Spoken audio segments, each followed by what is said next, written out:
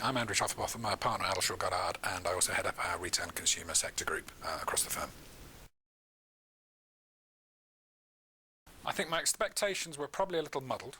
I wasn't quite sure what to expect. I was a bit grumpy that morning, and I remember thinking, how on earth is this going to fill a day and a half? In that all we are doing, in fact, is going out to speak to people, which we've been doing for years and years. So how can this take a day and a half of everybody's time? As to what transpired, it became quite clear early on that that was miles from the truth, and there's actually an awful lot in it. Loads of good learning, and plenty in there. It could even have gone beyond a day and a half without stretching, I think. So, having been perhaps a little bit cynical and grumpy at the start on the Monday morning, by the time we got into it, it was quite clear there's a lot there to learn, and it was really useful. I think there were various things. I think the amount of detail was a real surprise. And when we got the handbook at the end, the level of detail in the questions and the manner in which those questions are asked and the way in which you can probe without being seen to be probing, I think that just the whole amount that was in there was the biggest surprise of all. You know, I'm just going to have a chat with someone for an hour, how much preparation is needed? Well, clearly an awful lot. I think something else that wasn't clear before we started was the metrics element of it and how important it is for the business to have an element of uniformity around the questions and the answers so we can measure year against year and client against client, I would guess, and that wasn't clear before. I think the actionable intelligence point really hit home, that there's no point just coming back with a lot of fluff and general chit-chat. It's a question of bringing back stuff that we can actually work on. The metrics point I've mentioned about how we have to bring stuff back in such a way that we can measure it year on year and client against client.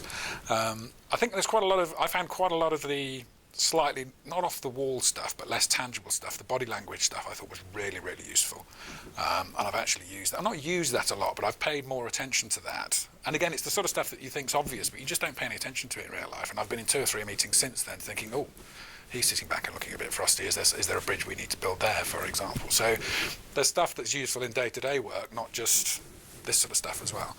I think it's also interesting, well, I find it interesting to do something that isn't the day-to-day job, and to get out there and do things in a different way and speak to clients, or not even our clients, you go out as an independent party, if you like, and talk to clients. I think, again, the being independent was an interesting thing to be. You know, we're not part of the firm for this process, we're almost an external guy, so that was useful. There was, as you gather from my little ramble there was a lot in it. There was far more in it than I thought.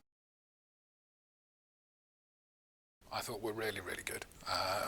I think as lawyers we're not really used to that these days, and I think we'd all like to think those days are behind us, and I think they're quite scary. And I think another thing for the course is to sort of soften that fear, because I think most of us sit around the table and think, I hope I don't have to go first. But actually, but I think that's right. But when you actually get into it and you do them and you actually, you know, the whistle goes, if you like, it's fine. And as I say, the improvement between the first one and the second one was really, really, really noticeable, and that makes it all come together. I think another thing that came out of the role plays, which I think surprised us all, was when we played the other side of the table, if you like, because we were working in pairs with our colleagues, and we were playing the part of the client. It was a real eye-opener to the sort of things that a client sees, a client expects, the things that are keeping him awake at night. And whilst we're not in the client's shoes per se, it was just quite interesting for that 30 minutes to be sitting on that side and quizzing and questioning and pushing. And it was, and certainly with the client I was pretending to be, it made me sit back and thought, oh, perhaps we haven't done that in the last year, and perhaps we should be doing a bit more of this and that, which actually we have since done. And we are out to dinner with them in 3 weeks' time, actually as a result, because that did make us step back and think, oh, we haven't got in front of these guys at city level. We need to do more of that. So that was very useful as well.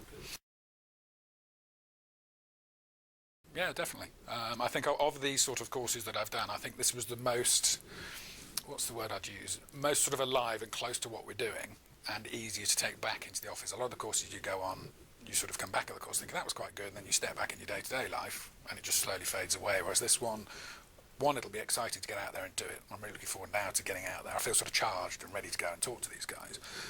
But also quite a lot of it you just use in your day-to-day work anyway, whether it's the body language point or listening actively or being seen to listen actively. There's stuff that you can use on a day-to-day basis anyway, which I have already. So yeah, I'd certainly recommend it.